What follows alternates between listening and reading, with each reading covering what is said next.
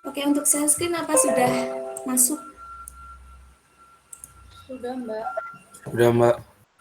Jadi di soal ujian tengah semester tahun lalu itu ada 2 jenis soal. Yang pertama ini bentuknya kayak gini. Jadi ada 4 beban merata. 4 beban merata, ada segi empatnya ada 1, 2, 3, sama yang satu lagi trapesium. Karena yang trapesium ini kita bagi jadi 2 lagi. Yang ini kan sejajar sama sebelahnya, beban sebelahnya. Jadi Q-nya juga bakal sama. Terus yang atasnya itu bakal jadi segitiga. Nah, Q1-nya itu kita pakai 4. Q2-nya kita pakai 5. Q3-nya kita pakai 4, tapi karena yang segitiga itu Q4-nya itu adalah 3, jadi yang segitiganya itu adalah 1. Nah, yang beban terpusatnya itu P1 itu 20, P2 itu 20 dengan kondisi miring 30 derajat, sama P3-nya itu 40 dengan miring 60 derajat. Terus kita yang pertama lakukan adalah cari total Q-nya dulu, yaitu Q1 dikali dengan jarak A sampai C. Nanti hasilnya berarti 4 dikali sama 3. Nah, beban terpusatnya itu yang ada di panah ini loh. Dia berarti ada di tengah-tengah kotaknya itu. Terus Q2-nya itu 5 dikali sama C sampai D itu 3.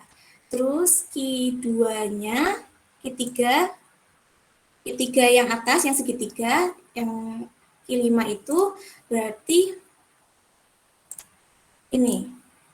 1 dikali sama jaraknya 6, terus dibagi 2, karena dia segitiga. Terus Q4-nya dibagi yang kiri sama yang kanan, karena ada tumpuan di tengah-tengahnya itu. Nah, Q4 yang kiri itu 18, dan Q4 yang kanan itu 15.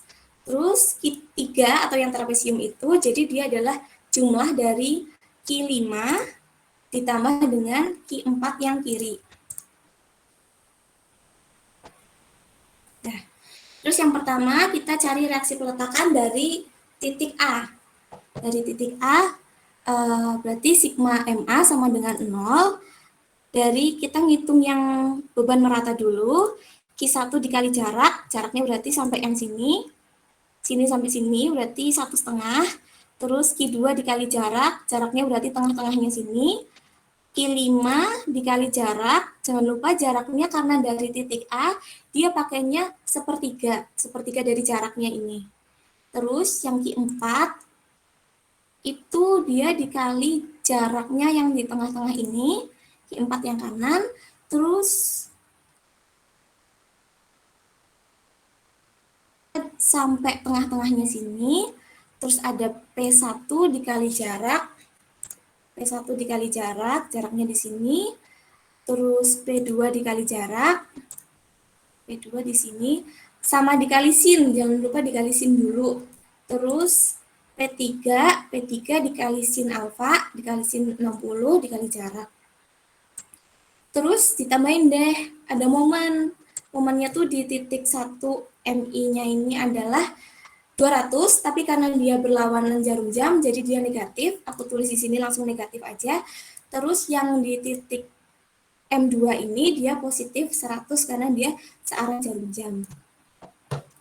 Nah, ketika udah dikali kayak gini, terus dia tinggal dijumlahin.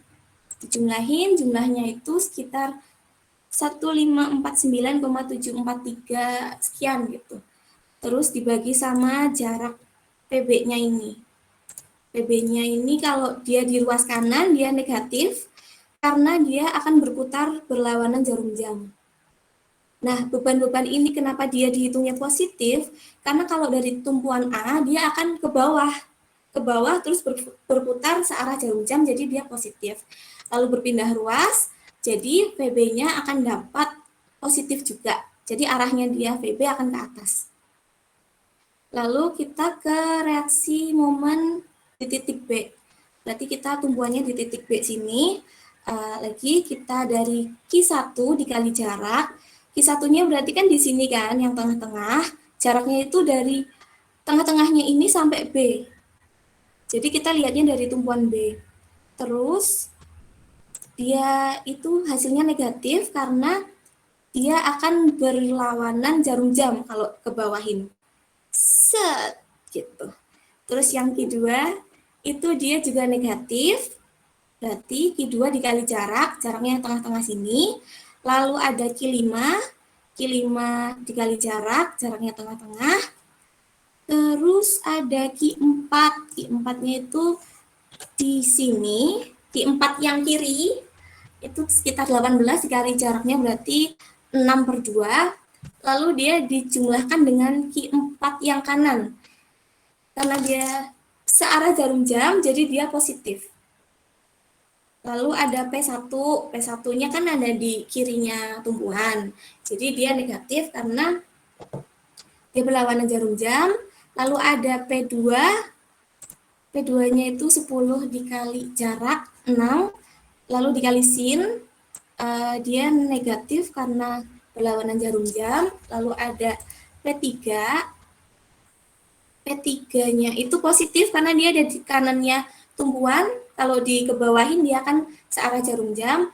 Lalu tinggal dijumlahin dengan momen 1 dan momen 2.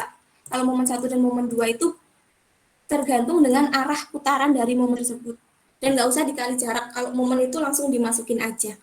Terus nanti akan didapatkan 16 VA, VA-nya itu pindah ruas ke kiri, berarti dia kan hasilnya negatif.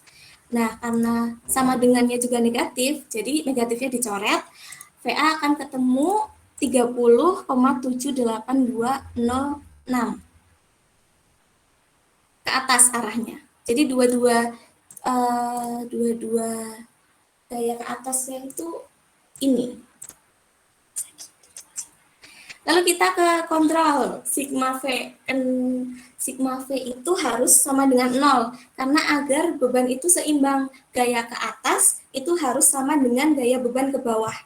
Jadi total dari beban-beban tadi, Q1, Q2, Q4 kanan, Q4 kiri, Q5, P1, P2, P3, itu dijumlahin semuanya, lalu dikurangin dengan gaya ke atasnya, yaitu RVA ditambah RVB. Karena ini hasilnya harus sama dengan 0. Ini karena udah sama, kalau dikurangin kan sama dengan 0. Berarti dia udah oke, berarti udah seimbang. Lalu ada gaya horizontal. Nah, kalau gaya horizontal ini berarti kita lihat dari beban yang miring, memiliki gaya horizontalnya. Jangan lupa kalau beban horizontal itu nanti dikali cos. Kalau vertikal dikali sin, kalau horizontal dikali cos. Nah, dari P2 tuh ini, dia ke arah kanan kan, berarti P2 dikali dengan cos 30 hasilnya 17,325, dia positif karena ke kanan. Lalu dia dikurangi sama P3, karena P3 arahnya ke kiri, berarti dikurangi P3 dikali cos 60, P3 40, jadi 20, negatif 20. Lalu HB-nya masih ditanyakan, ini harusnya ditambah HB. Terus dia berarti kan pindah posisi kan, negatif HB-nya harusnya pindah ke sini, jadi negatif HB. Terus karena hasilnya negatif, berarti negatifnya dicoret minusnya. HB akan jadi positif. Nah, positif itu berarti artinya ke kanan. Nah, untuk SFD dilanjut sama Mbak Azani. Oke teman-teman, kita lanjut ke SFD-nya. Ini aku udah tulis sama yang kayak tadi di sini ya. Ada jaraknya, terus P1-nya sama beban-bebannya. Terus kita mulai hitung SFD-nya itu dari titik A. Jadi ini aku hitung dari titik A sampai C dulu. Pertama itu di titik A-nya itu kan ada RVA-nya. itu dari perhitungan reaksi peletakan didapat 30,782. Terus habis itu nanti bakal turun sesuai sama beban meratanya. Nah, kalau misalkan mau ngitung per meter, itu rumusnya kayak gini. Jadi, RVA dikurangi Q1 dikali X. X itu nanti per meternya bisa. Berarti 1, 2, sama 3. Nah, nanti setelah itu, dari perhitungan ini didapat di jarak 1 meter dari titik A, itu nanti SFD-nya itu 26,78. Terus seterusnya nanti di titik C ini didapat 18,78. Terus habis itu lanjut ngitung SFD dari titik C sampai D, itu sepanjang A. A-nya itu 3, berarti rumusnya jadi RVA dikurangi Q1 dikali 3 karena ngikut ini. Terus habis itu dikurangi Q2, Q2-nya itu ini dikali X. X itu nanti panjangnya 1, 2, sama 3 buat per meternya. Jadi misalkan buat X1 berarti itu jarak 1 meter dari titik C, itu SFD-nya 13,78. Terus nanti buat jarak 3 meter di titik C atau D ya, atau titik D, itu besar SFD-nya 3,78. Terus di titik D itu ternyata ada penambahan gaya lagi, yaitu P1 kan. Berarti nanti dikurangi sama nilai P1-nya. Nilai P1 itu 20, berarti nanti tinggal dikurangi sama 20, nanti didapat minus 16,21. Habis itu setelah ngitung di titik D, kita hitung lagi buat SFD D sampai E itu bakal konstan, nanti berubah di titik E-nya. Di titik E itu kan awalnya ada P2. P2 itu ini hitungnya berarti nanti caranya itu kita hitung SFD di titik sebelumnya, di titik D yang 6 meter dari titik awal, dikurangi sama P2 sin 30. Nah, nanti didapat min 26,21. Terus habis itu kita hitung dari titik E sampai B. Itu kan pakai beban merata. Jadi kita bisa hitung per meter lagi. Jadi rumusnya pakai itu RVA dikurangi Q1 dikali 3 karena jarak dari A sampai C itu 3. Terus dikurangi Q2 dikali 3 juga karena dari jarak C ke D itu juga 3. Terus habis itu dikurangi P2 sin 30. Mungkin ini harusnya ada minus P2-nya.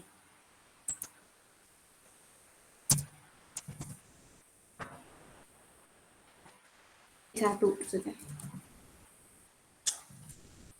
Terus habis itu berarti kan dikurangi P1, terus habis itu dikurangi P2 sin 30. Nah, habis itu dikurangi sama beban meratanya. Di sini kan beban meratanya kalau misalkan kita ini sini. Kalau misalkan beban meratanya itu dihitung, ini kan bentuknya trapesium.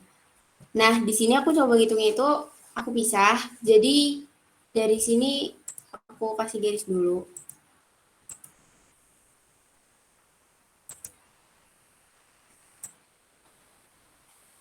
Jadi aku hitung yang bawah dulu ini, yang bentuknya persegi panjang dari E sampai B. Itu besarnya itu sama kayak Q4, cuma panjangnya itu 6 meter. Terus habis itu berarti jadinya itu minus Q4 dikali X. X-nya itu dari 1 sampai 6, yaitu panjangnya E sampai B. Terus habis itu buat yang segitiga, itu bisa dihitung pakai rumusnya teman-teman. Mungkin ini sama kayak tugas 4 sama tugas 3 sebelumnya. Prinsipnya pakai kesebangunan segitiga buat ngitung ini. Nanti dapatnya rumusnya itu 0,5 dikali Y plus Q5. Jadi itu jarak dari ini. Nanti kalau misalkan dipotong per meternya. Terus habis itu ditambah Q5 dikali X. X-nya itu bisa 1 sampai 6. Nanti di titik B itu didapat SFD-nya itu minus 47,2179. Terus habis itu di titik ini B atau jarak 16 meter dari titik A itu kan ada tumpuan B, jadi pasti ada RVB kan. Berarti nanti ditambahin dulu sama RVB-nya. Jadi hasil hitungan sebelumnya itu ditambah sama RVB-nya. Atau RVB-nya itu 96, berarti nanti didapat SFD-nya itu 49,641. Terus buat selanjutnya itu ada beban dari BKF, itu ada beban merata lagi. Besarnya Q4, panjangnya itu B. B itu 5. Nah, jadi cara ngitungnya itu rumusnya tinggal bisa kalian lanjutin dari perhitungan sebelumnya. Yang ini. D16. Jadi kalian hitung pakai ini. Dikurangi Q4. Q4 dikali X-nya. X-nya itu bisa 1 sampai 5 sesuai panjangnya B. Terus berarti kan nanti kalau misal di titik X-nya itu misal 1, berarti 1 meter dari titik B. Jadi dapat SFD-nya 46,641. Terus habis itu di titik 2 itu dapat segini dan seterusnya. Sampai nanti di titik F itu didapat SFD-nya 34,641. Terus habis itu buat nanti besarnya itu konstan sampai G, titik G. Nah, nanti di titik G itu tinggal dikurangi sama P3-nya. Tapi P3-nya dikali sin 60 sesuai sudutnya dulu. Ini. Nanti didapat 0. Gitu buat SFD.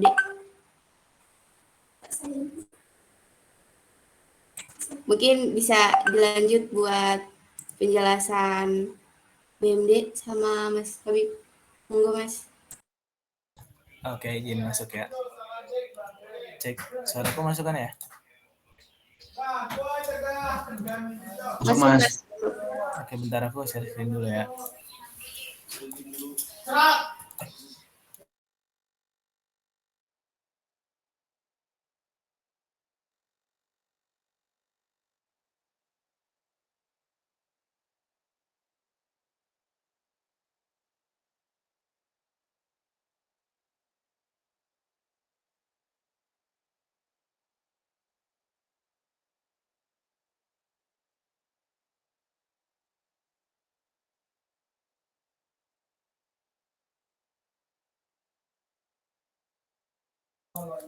Oke, lanjut ya buat BMD. Itu kan buat yang balok A tadi, kan soalnya kayak gini ya. Ada berapa bentang ini? Ada dari A, AB, AC, terus CD, DE, EB, BF, sama FG. Berarti ada 1, 2, 3, 4, 5, 6. Ada 6 bentang kan. Jadi aku ngitung per satu-satu dulu. Dari yang pertama dari segmen AC. Jadi gambarnya dipotong, bentuknya jadi kayak gini. Jadi yang kepake itu cuman beban meratanya doang. Yang dari A sampai C itu aku bikin rumus biar nanti ngitungnya tuh per segmen gampang, per segmen gampang. Jadi rumusnya kan kalau di ujung sini ada RVA, itu nanti dikali jaraknya. Nah, jaraknya ini X, RVA dikali X. Terus nilai Q1 ini beban meratanya, terus dikali X jaraknya, karena ini bentuknya beban meratanya persegi 4, terus dikali setengah dari X-nya. Karena kan kalau misalnya beban merata persegi kan nilai X-nya itu buat titik beratnya itu ada di tengah-tengah bentangnya kan. Jadi rumusnya kayak gini. Nah, terus buat buat bentang 1 meter itu dimasukin X-nya 1, nanti ketemu hasilnya 28,7821. Terus di meter kedua di 2 meter itu nanti X-nya diganti 2. Nanti ketemu hasilnya 53. Terus di ketiga di M3 itu ketemu juga hasilnya 74,3462. Nah, habis itu karena di bentang ketiga di titik C ini itu ada momen yang berlawanan jarum jam. Jadi nilai di M3 tadi itu ditambah dikurangi berarti ya, dikurangi sebesar 200. Nilai M1-nya kan 200, dikurangi sebesar 200, jadi hasilnya negatif 125,654. Nah, terus setelah segmen 1 udah, lanjut ke segmen 2, segmen CD. Jadi kita pakai bentangnya dari A sampai D. Nah, biar gampang, aku bikin rumus lagi. Jadi nanti rumusnya tuh yang kepakai kan yang pertama ada RVA di sini. Itu nanti dikali jaraknya, dikali X berapa. Terus nanti beban merata yang di sini. Beban merata yang di sini kan karena ini kan ada dua nih beban merata. Yang Q1 sama Q2. Nah, yang Q1 ini itu kan besarnya cuma segini doang ya.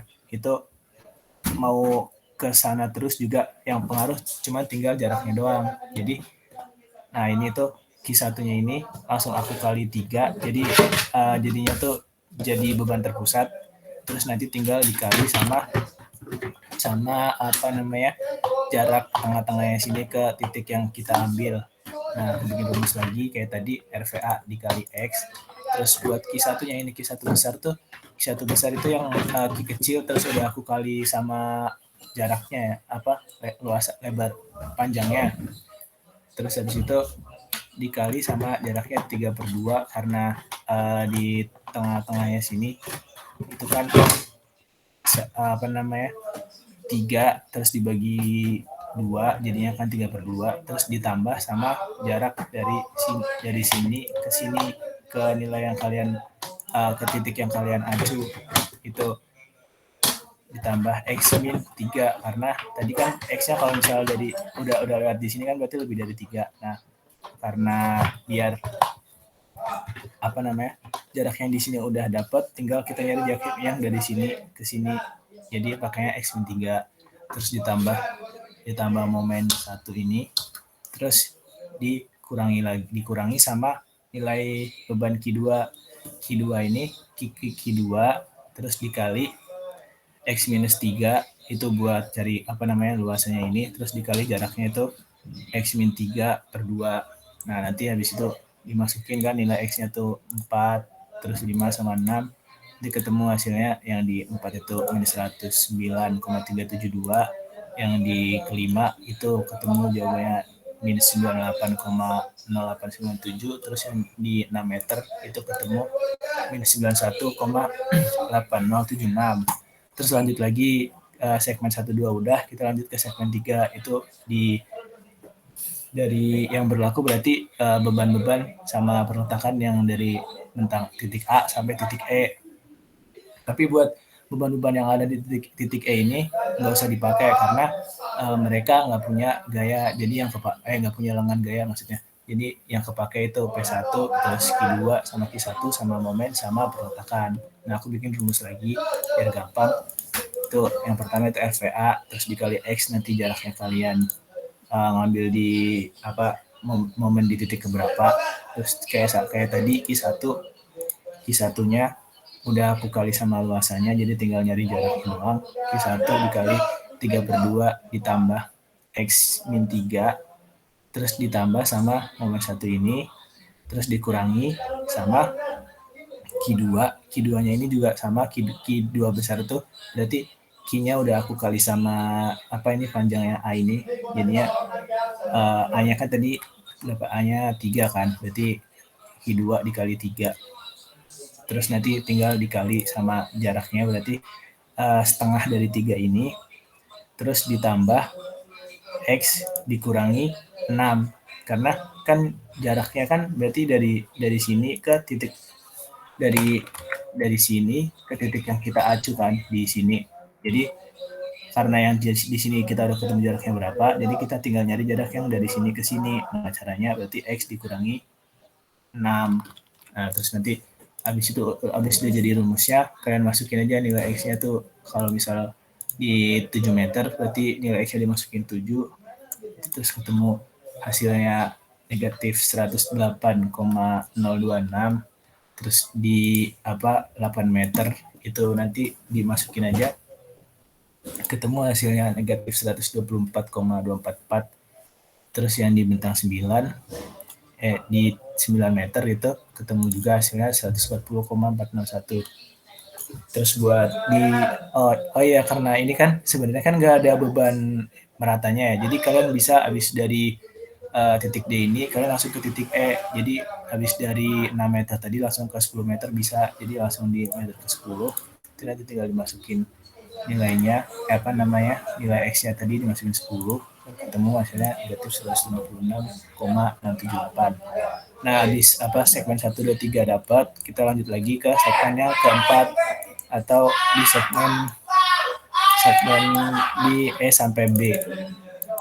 Berarti segmen E sampai B ini yang berlaku ada RVA, terus beban merata yang Q1, terus momen, terus beban merata Q2, terus beban terpusat yang P1 sama beban terpusat P2 sama nilai beban Q3 ini. Nah, Q3 ini kan karena sebenarnya kan apa namanya panjang kan ya sampai Q4 kan, sampai Q4 sini. Nah, ini aku potong dulu segini. Jadi nanti ini bentuknya jadi persegi panjang sama segitiga. Nah, persegi panjangnya berarti kan tingginya Q4 kan. Nah, Q4 tadi udah diketahui di soal itu tingginya 3, Q3-nya sebesarnya 4, Q4-nya besarnya 3. Jadi tinggi segitiganya ini ketemu tingginya 1. Kan 4 dikurangi 3 jadi 1. Terus nanti sama aja kayak yang tadi. Yang pertama itu nanti RVA-nya dikali X, jaraknya berapa. Terus habis itu dikurangi sama beban merata yang Q1 ini yang udah dikali apa luasannya.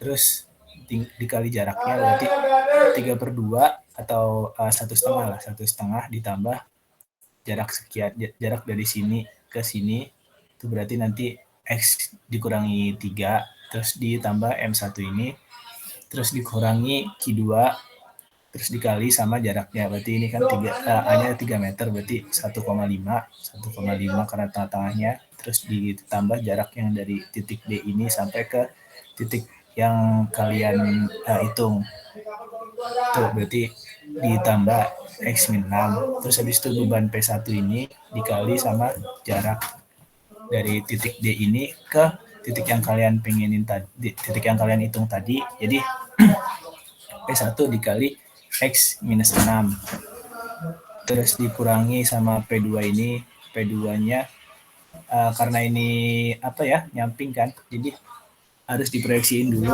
biar vertikal, jadinya P2 sinus 30 derajat terus dikali jaraknya dari titik E ke titik B ini, karena kalian X-nya kan ini kalian mulai dari awal kan, dari ujung, dari sini 1, 2, 3, 4, 5, 6, 7, 8, jadi yang kalian butuhin kan berarti jarak dari titik E ini ke titik yang kalian hitung, jadi besarnya X tadi dikurangi sama jarak segini, dikurangi sama jarak 3 ditambah A tambah 4, jadi ditambah jadinya 10 kan, jadi X dikurangi 10. Nah, terus buat yang beban segitiga sama persegi panjang ini, kalian pecah tadi kan, jadi persegi panjang itu yang besarnya Q4, itu Q4-nya terus dikali sama panjangnya ini nanti berarti X dikurangi sama 10, habis itu dikali sama jarak di tengah apa titik beratnya dari persegi panjangnya itu X dikurangi 10 tadi terus dibagi 2. Terus setelah itu yang beban persegi kan udah, tinggal yang beban segitiga. Nah, karena yang beban segitiga ini kalian ambil per segmen, jadi nanti bentuknya bakal trapesium. Nah, jadi di trapesium ini jadi nanti bebannya kebagi jadi 3, jadi persegi panjang, terus jadi persegi panjang lagi sama yang paling atas segitiga. Nah, buat nyari tinggi apa namanya? Tinggi segitiga tinggi trapesium yang satunya itu kan kayak yang biasanya pakai perbandingan segitiga itu aku ambil karena tadi Q3 itu 4 terus Q4-nya itu nilainya 3 terus jadinya aku ambil nilai Q5 itu Q3 dikurangi Q4 nilai Q5-nya itu 1, jadi kita cari Q5 aksen.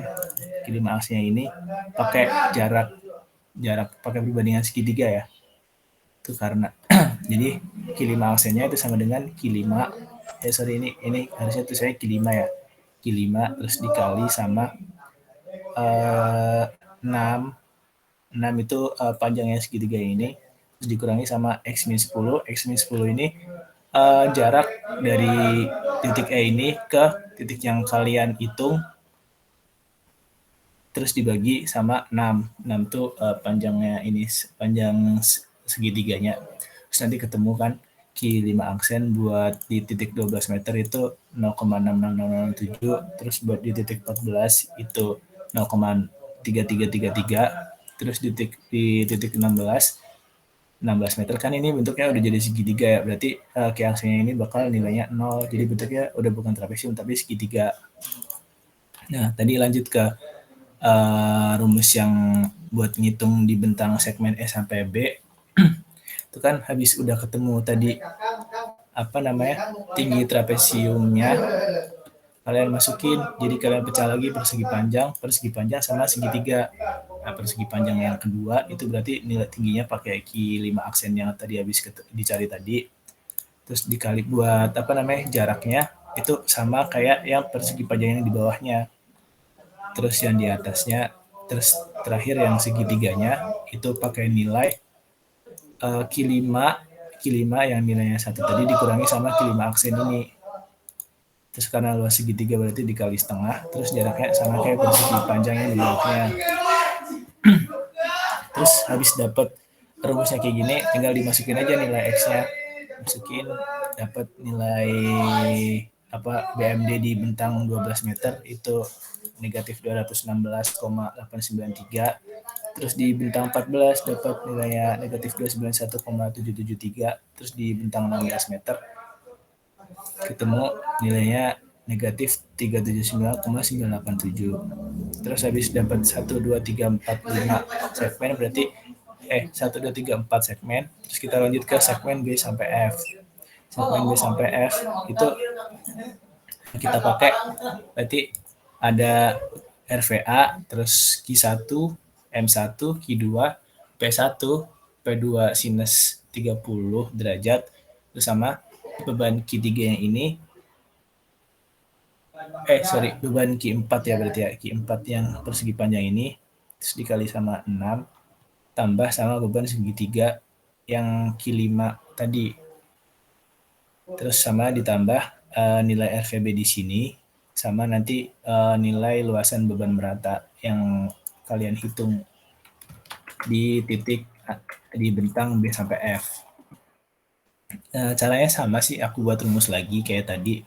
Tuh, rumusnya yang pertama dari RVA dulu, RVA-nya terus dikali X jarak, terus dikurangi sama Q1 tadi dikali jaraknya berarti 3/2 atau 1,5 ditambah X dikurangi 3, terus tambah M1, terus ditambah Q2 dikali 1,5 ditambah sama X-6, terus dikurangi P1 dikali jaraknya berarti X-6, terus dikurangi sama P2 sinus 30 dikali X dikurangi 10 buat jaraknya, terus dikurangi lagi sama beban yang ini Q4. Terus ini kan panjangnya itu 6 meter ya, panjangnya 6 meter, berarti Q4 dikali 6 aja biar langsung ketemu luasannya berapa, tinggal dicari jarak dari titik beratnya ke titik yang kalian acu. Itu jaraknya berarti 6/2, terus ditambah sama X dikurangi 16.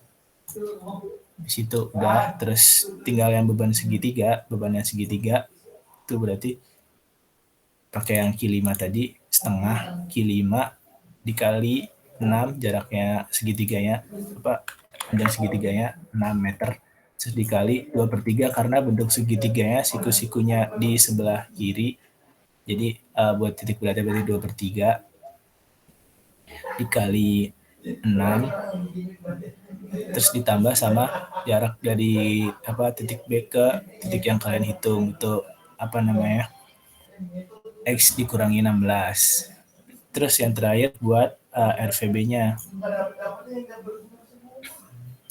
RVB-nya itu nilai RVB terus dikali X dikurangi 16, itu buat jaraknya.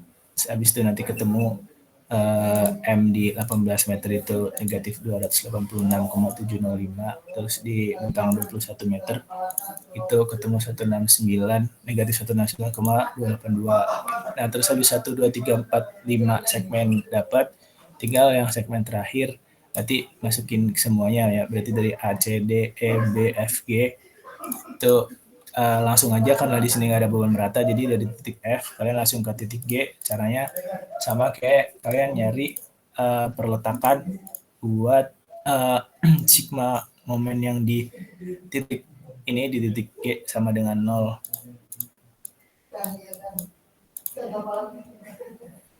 Ya, rumusnya jadi RVA dulu, RVA terus dikali sama jaraknya, ini totalnya kan 23 meter, dikali 23, terus beban Q1-nya ini dikali jaraknya 1,5 ditambah 23 dikurangi 3, terus ditambah M1 tambah Q2 dikali 1,5 ditambah 23 kurangi 6, terus P1 dikali 23 dikurangi 6 juga, terus dikurangi lagi P2 sinus 30 dikali 23 dikurangi 10.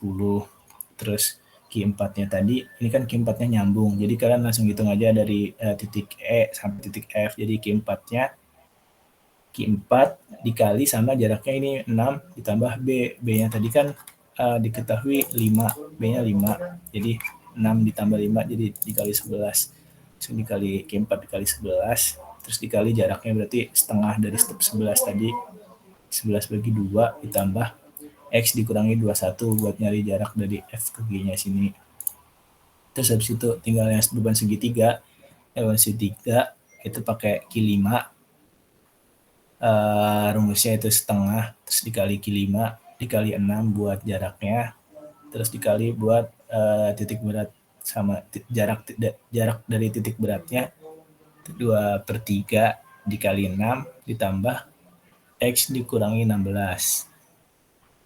X dikurangi 16 itu jarak dari titik ini nih, titik B-nya ke titik yang kalian hitung, ke titik G.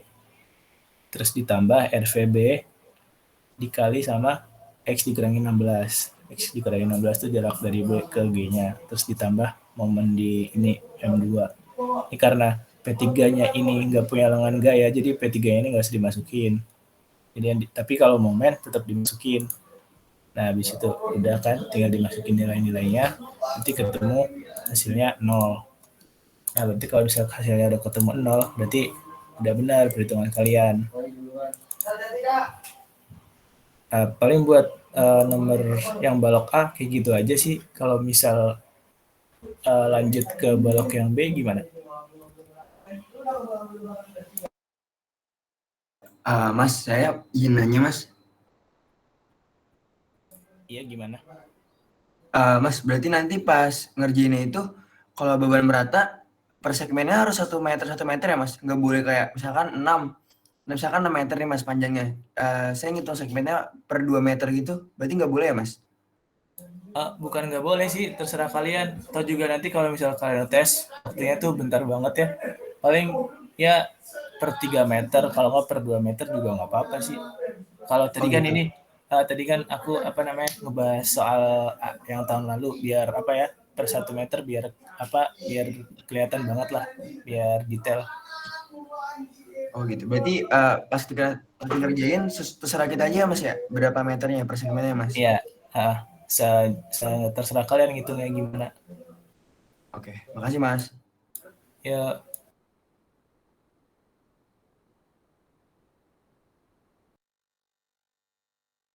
Kayak ini masih ada yang mau tanya lagi nggak ya?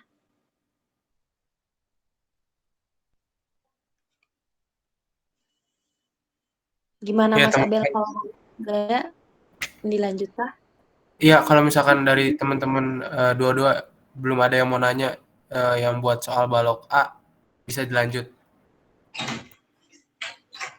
Oke, kalau gitu aku izin lanjutin ya teman-teman ya dari soal yang kedua untuk balok cantilever ya. Ini aku izin share screen dulu.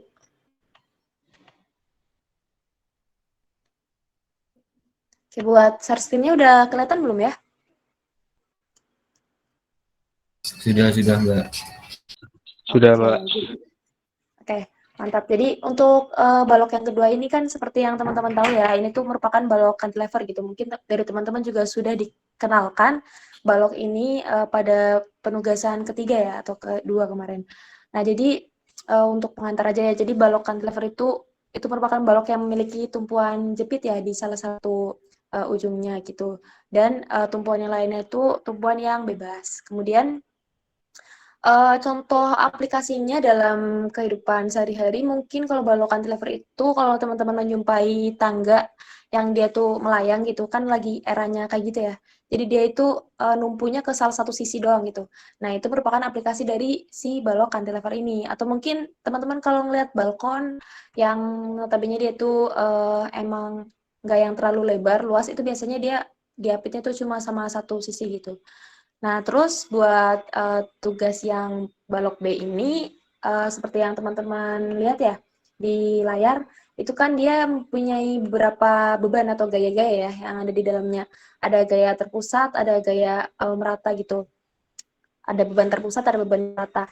Nah, mungkin aku jelasin dikit, aku ulas dikit lagi untuk pembebanan ini. Jadi untuk beban terpusat kan seperti yang kita tahu itu ada yang tegak lurus dengan baloknya, ada yang dia itu membentuk sudut kayak ini nih, yang P2. Nah, kemudian untuk beban merata juga dia punya bentuk itu lazimnya dia persegi 4, seperti Q2 sama Q3, dan segitiga, atau seperti Q1 gitu. Jadi untuk pengerjaan balok B ini, nantinya aku baginya itu beban 1, beban terpusat 1, terus ini ada beban terpusat 2 yang dia itu memiliki alfa 120. Jadi mungkin kalau di soal itu teman-teman bingung ya, lah kok alfanya 120 dia madepnya ke sini gitu. Nah, itu hal yang wajar ya teman-teman. Jadi teman-teman jangan berpatokan oh dia arahnya ke sini berarti dia nggak boleh 120, enggak, tapi berarti kita sesuaikan aja dengan alfanya dia gitu. Berarti dia kan nanti bakalan ke sana gitu ya, karena 120 derajat. Kemudian untuk beban terpusat yang ketiga itu ada P3 yang dia itu di titik E. Kemudian untuk beban meratanya dia ada beban merata Q1 segitiga, ada beban merata yang kedua itu aku baginya Q2 itu berarti sepanjang D sampai E. Kemudian ada beban merata yang ketiga sepanjang S sampai G. Jadi aku tuh dibagi ya antara beban kedua sama beban ketiga biar pengerjaannya lebih gampang. Kemudian untuk yang diketahui aku misalkan angkanya ini ya biar teman-teman di sini gampang ada patokannya. Jadi misalkan aku P1-nya 40, M1-nya 120 dan lain sebagainya sampai angka-angka panjang lengannya itu segini. Terus kemudian untuk masuk ke pengerjaannya, untuk reaksi peletakan dulu ya. Sebelumnya teman-teman pasti sudah diajarkan ya sama asistennya masing-masing bahwa untuk pengerjaan untuk beban merata itu kalau beban merata segitiga kan dia untuk titik beratnya tuh tergantung dari peninjauan ya. Jadi untuk peninjauan dari sebelah yang sini nih itu berarti pakainya dia 1/3 kali L gitu. Kemudian untuk pengerjaan yang peninjauannya dari sebelah yang runcingnya, dia pakainya 2/3 kali L gitu. Jadi langsung aja kalau cantilever berarti kita langsung masuk ke sigma V-nya sama dengan 0. Kemudian kalau misalnya sigma V-nya sama dengan 0 berarti kita tinggal ngejumlahin nih beban-beban atau gaya-gaya yang ada di dalam si balok ini. Buat yang pertama kan ada P1 ya. Nah, ada P1 dia karena arahnya ke bawah, jadi kan kita kesepakatan kalau arahnya ke bawah dia negatif, kalau ke atas dia positif gitu. Jadi karena dia ke bawah, aku misalnya dia negatif. Kemudian untuk yang kedua tuh ada yang namanya Q1. Nah, di sini tuh harusnya pakainya Q gede ya. Dan yang diketahui di soal tuh Q-nya Q kecil. Jadi kita tulis mentahannya dulu nih, Q1, Q gede 1. Terus dikurangi sama P2 sin alfa, karena dia itu vertikal, kita kan tadi ngomongin tentang vertikal nih, maka si beban merata yang dia itu jadi sudut, kita tegakin gitu. Nah, kalau misalnya kita tegakin, dia jadinya sin ya. Kalau kita tidurin baru dia jadinya cos gitu. Jadi makanya dia di sini jadinya sin. Kemudian dikurangi sama Q besar kedua, kemudian dikurangi sama Q3, dikurangi sama P3 di sini, kemudian baru ditambah RVG. Jadi output dari kita nyari peletakan di sini tuh kita dapetin reaksi vertikal di bagian G gitu. Nah, udah kita masukin ya. Untuk P1 tetap P1, untuk Q1. Nah, untuk Q1 kan dia sebenarnya apa namanya ya? Dari setengah dikaliin sama si Q-nya dikaliin sama lengannya gitu kan. Lengannya itu kan sepanjang 7 meter gitu. Terus habis itu untuk P2-nya karena dia ada sudutnya berarti dia P2 sin alfa, kemudian dikurangi sama beban yang ada di ini nih, yang ada di D sampai E itu berarti kalau dia beban meratanya segi 4, berarti dia cuma Q-nya aja dikali sama L-nya, L-nya itu berarti B, ini sepanjang B, B-nya udah diketahui, terus kemudian dikurangi sama Q3 dikali lengannya berarti dari E sampai G, berarti 2 tambah 3 berarti 5, kemudian dikurangi sampai 3, terus ditambahkan sama FVG gitu, sama dengan 0. Tinggal dimasukin aja angkanya. Ini P1 kan tadi misalkan kita 40, terus habis itu Q1-nya kita 4,2, kemudian dikali lengannya yang segitiga ini kan 7, terus dikurangi sama P2 kan 43 dikali sin 120, kemudian Q2-nya kan dia diketahui 3, lengannya 3, berarti tinggal dikalikan aja. Kemudian untuk Q3-nya dia 4,3 dikali panjang dari si ini ya, si E sampai G kan ada 2 ditambah 3 ya. Jadi dikali aja 2 tambah 3 gitu atau dikali 5. Kemudian dikurangi sama P3. P3-nya kan di sini 22 ya. Nih. P3-nya 22. Tambah FVG sama dengan 0. Terus kalian biasa ya operasiin, hitung biasa, nanti ketemu RVG-nya itu sama dengan 144,44 Newton. Nah, di sini karena dia positif ya, jadinya makanya dia arahnya tuh ke atas gitu. Karena kan tadi kita udah persetujuan di awal bahwa kalau arahnya ke bawah tuh dia negatif, kalau arahnya ke atas itu dia positif. Nah, kemudian untuk yang selanjutnya itu kita mau nyari momen yang di G-nya ini, si cantilevernya ini, dia tuh nahan momen berapa gitu. Nah, caranya dia dengan kita masuk ke sigma mg sama dengan 0, terus berarti kan ini kita tinjaunya di bagian G ya. Kita langsung fokus ke bagian G nih, ke bagian si cantilevernya itu. Nah, caranya sama kayak peletakan biasa. Yang pertama kan kita tinjau dulu yang paling deket nih sama G. Yang paling deket sama G kan ada beban merata yang ketiga ya. Beban merata yang ketiga itu ada dari E sampai G. Maka dari itu, oh ya sebelum itu di bagian titik G-nya sendiri kan dia ada momen G-nya kan yang mau kita cari kan. Jadi kita tulis dulu nih. Yang kita cari ada momen G-nya dikurangi sama si beban merata yang dari E sampai G ini.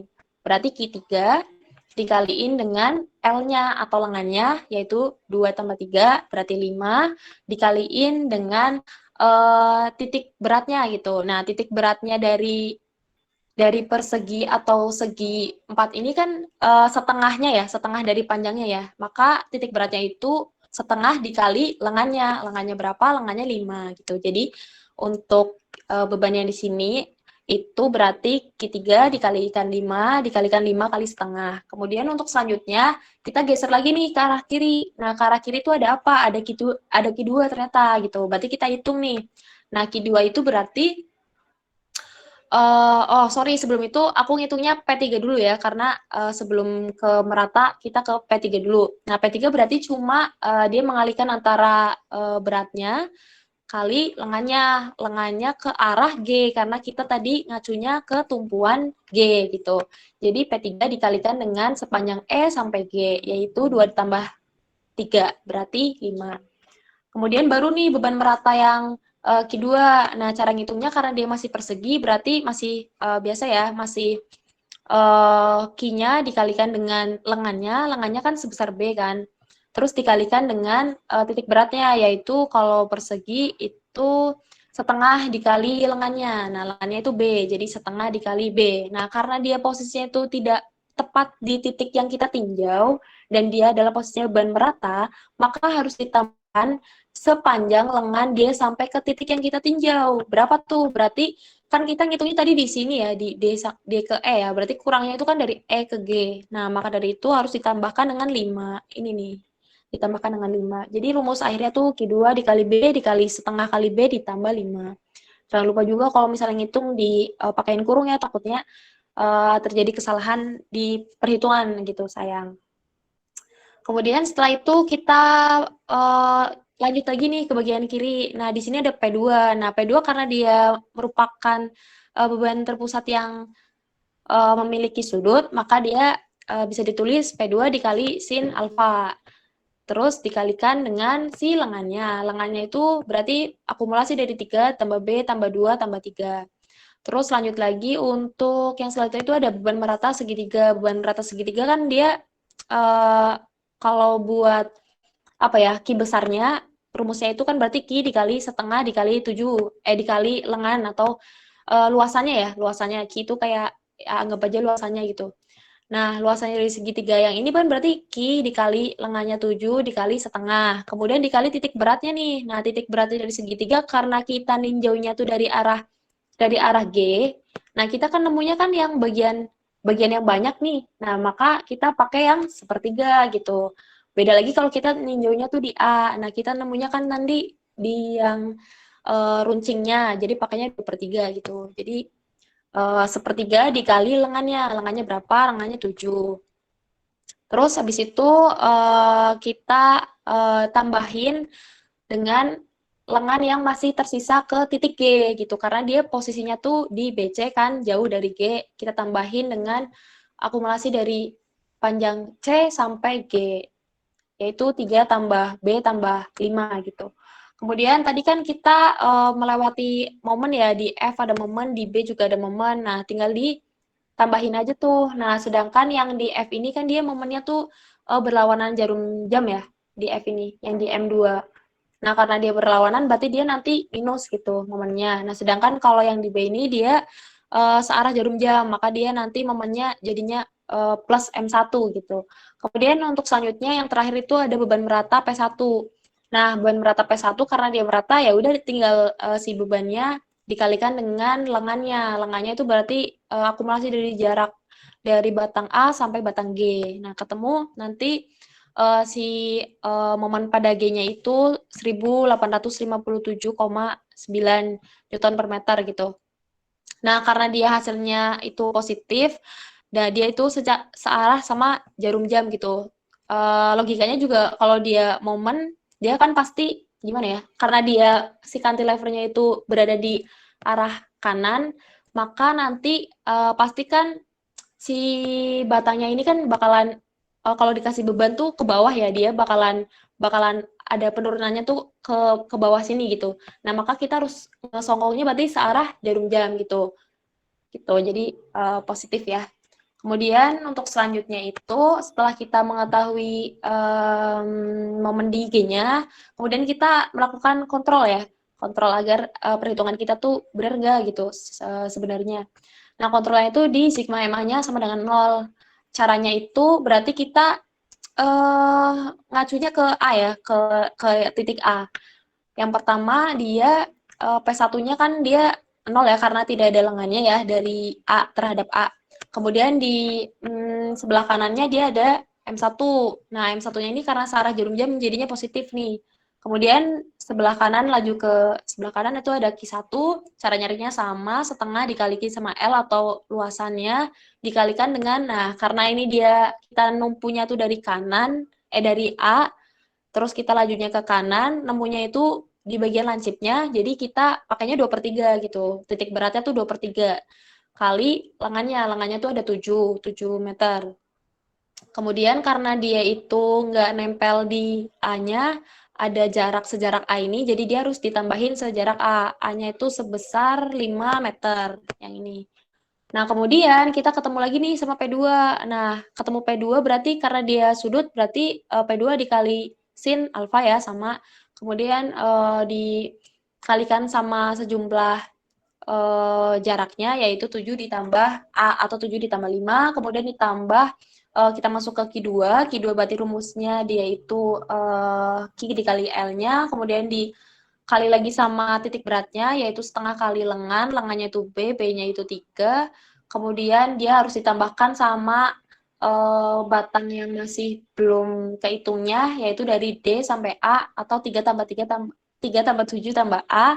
Kemudian lanjut ke P3. P3-nya juga sama, cuma P3 dikaliin sama lengannya. Kemudian lanjut ke Q3. Kalau Q3 itu berarti dia nanti Q3 dikalikan lengannya itu 5, terus dikalikan dengan titik beratnya sama, setengah kali 5, kemudian ditambahkan dengan akumulasi dari antara E sampai A gitu, atau antara titik itu sampai peninjauan kita gitu. Nah, kemudian di sini kita di G juga dia dipengaruhi oleh momen ya, tadi yang kita cari, makanya dia ditambah momen dari G. Kemudian di G ini juga jangan sampai lupa kita ada reaksi vertikalnya ya. Reaksi vertikalnya jadi dikurangin reaksi vertikalnya si G dikali panjang antara A sampai G gitu. Nanti disama dengan 0, nanti kita cari hasilnya. Nanti waktu itu aku ketemunya itu udah benar 1857,9, terus ini dipindah ruas jadi 1857,9 juga. Terus kontrolnya berarti udah oke. Kemudian kita lanjut ke sigma H sama dengan 0. Di sini kan yang horizontal itu kan cuma satu ya, cuma di titik C ini.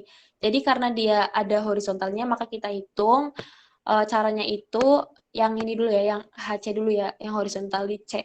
Itu P2 dikali. Nah, ini nih yang sering banget teman-teman keliru gitu ya. Kadang di sini tuh teman-teman masih pakai sin gitu. Padahal harusnya kalau kita ngomongin horizontal, berarti kita ngomongin ketika dia itu diturunin gitu atau ditidurin gitu.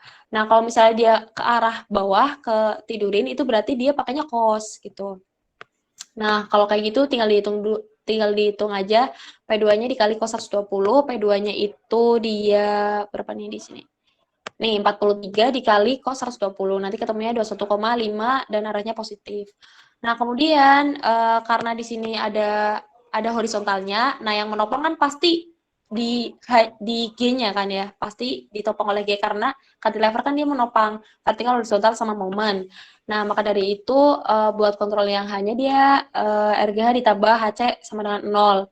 Nah, kemudian RGH ditambah P2 kali cos alfa sama dengan 0, terus RGH-nya berarti cuma kebalikannya dari HC-nya ini, biar dia itu seimbang gitu.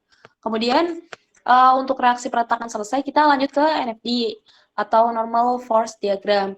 Nah, cara ngitungnya, NFD itu kan hampir mirip sama peletakan horizontal ya.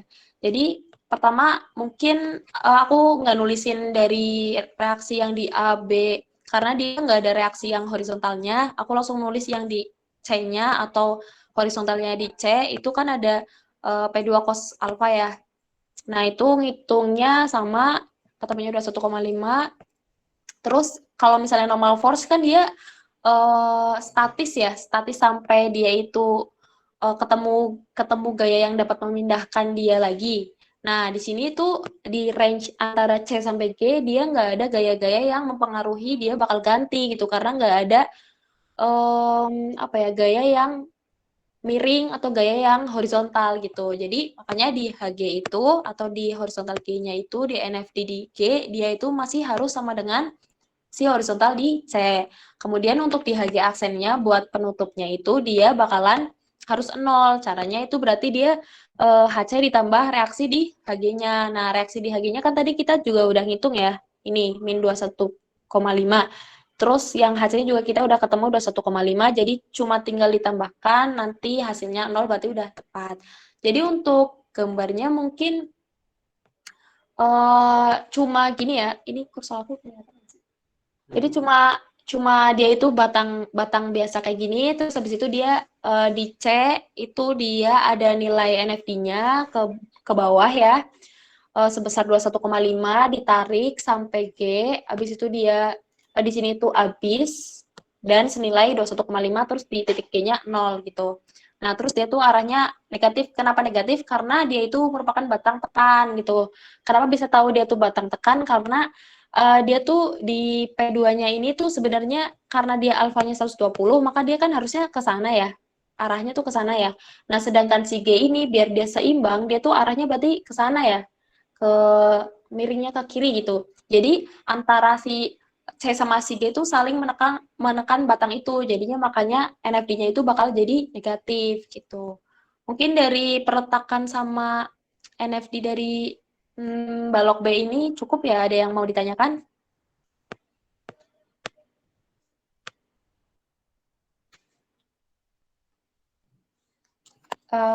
Ada yang mau ditanyain nggak ya? Atau mungkin harus dilanjut dulu nih ke SFD sama BMD?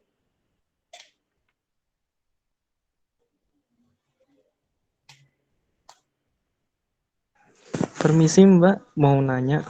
Ya, Untuk tadi yang P2 ya, yang ada alfanya, berarti yang 120 itu aslinya arahnya bukan gitu ya Mbak? iya. Ini suaranya mantul ya. Bentar. Oke, jadi kan seperti yang kita tahu ya, kalau misalnya dia 120 kan dia arahnya kan jadinya ke kiri ya. Jadi gambarnya itu bisa aja nggak sesuai dengan apa yang ada di soal gitu. Jadi kalian harus harus tahu gitu. Jadi harus bisa kira-kira kalau misalnya 120 tuh di sebelah mana kayak gitu. Berarti nanti itu pakainya tetap yang 120 atau 60 jadinya Mbak? Pakainya 120 tetap. Jadi kan ini kan alfanya sebenarnya udah diketahui kan. Udah diketahui dari soal.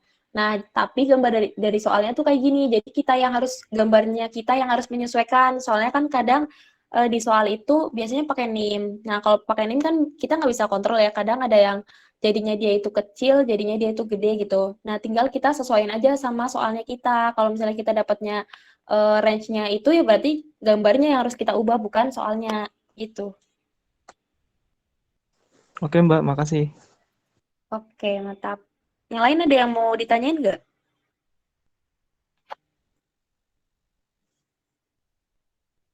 Atau cukup ya?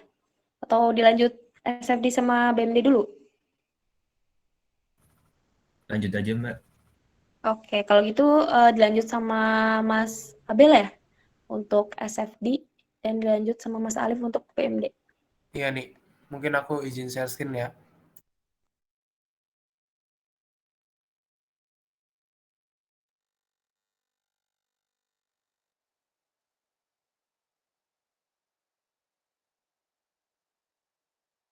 Oke, udah kelihatan belum ya?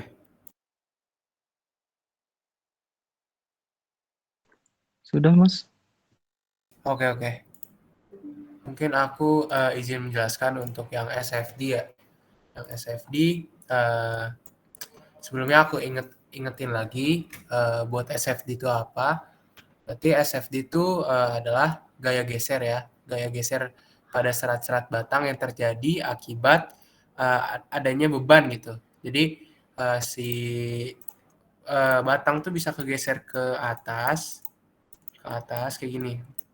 Nah, dia tuh bisa kegeser ke atas atau bisa kayak kegeser ke bawah gitu. Akibat beban-beban yang di atasnya. Nah, kalau kayak gini berarti beban yang berpengaruh pada si SFD itu berarti adalah hanya beban-beban vertikalnya aja. Soalnya kalau misalkan horizontal, dia itu berpengaruhnya pada normal force kayak gitu. Oke, mungkin aku langsung lanjut aja. Buat di sini shear force diagram ya. Yang A itu sama dengan 0 ya karena kan sebelum dikenai beban SFD-nya 0 kan, ya kan? Di A ini 0. Nah, setelah itu ada gaya P1. P1 kan vertikal ya. P1 vertikal, jadi dia akan menggeser batang itu ke bawah, ya kan? Gara-gara ada beban vertikal ke arah bawah gitu. Jadi si serat-serat batang ini kegesernya ke bawah gitu. Nah, kesepakatan tadi kayak yang di pas nyari reaksi peletakan, kalau misalkan ke bawah, berarti nilainya itu negatif, oke? Nah, berapa besar negatifnya itu? Ya, besarnya sama dengan P1, negatif 40, kayak gitu. Oke ya, negatif 40. Terus kita lanjut ke B. Nah, karena dari A ke B itu nggak ada beban vertikal, nggak ada beban vertikal, jadinya nilainya itu sama dengan nilai A aksen. Jadi sebelumnya ntar kalian buatnya tuh A terus A aksen gitu ya. Misalkan A itu kondisi sebelum dikenai beban, terus A aksen itu berarti kondisi setelah dikenai beban kayak gitu. Supaya kalian nanti buat diagramnya enak. Terus buat selanjutnya yang di B, tadi kan ini kan nggak ada gaya vertikal kan dari A ke B. Jadinya nilainya itu sama dengan A aksen. Nilainya itu sama dengan negatif 40 kayak gitu. Nah, setelah itu karena di B ini belum ada reaksi vertikal ya kan, karena kan di sini nih berarti buat beban segitiganya juga bebannya itu masih 0 gitu, jadi nggak ada pengaruh beban vertikal di B, jadi bisa kalian lanjut ke C gitu. Nah ke C, nah buat perhitungan di C berarti kan ada dua juga, C sama C aksen kayak gitu ya. Nah, yang C itu hanya akibat beban segitiga ini, ya kan? Beban segitiga. Nah, yang C aksen baru ditambahin pengaruh sama si P2 ini. Oke? Kenapa aku bilang tadi cuman pengaruh sama beban segitiga? Karena kan SFD ini hitungannya berlanjut gitu, nggak kayak momen yang harus kalian cari lagi ulang gitu. Karena nggak ada pengaruh jarak di SFD kan. Jadi perhitungannya tuh bisa lanjut gitu.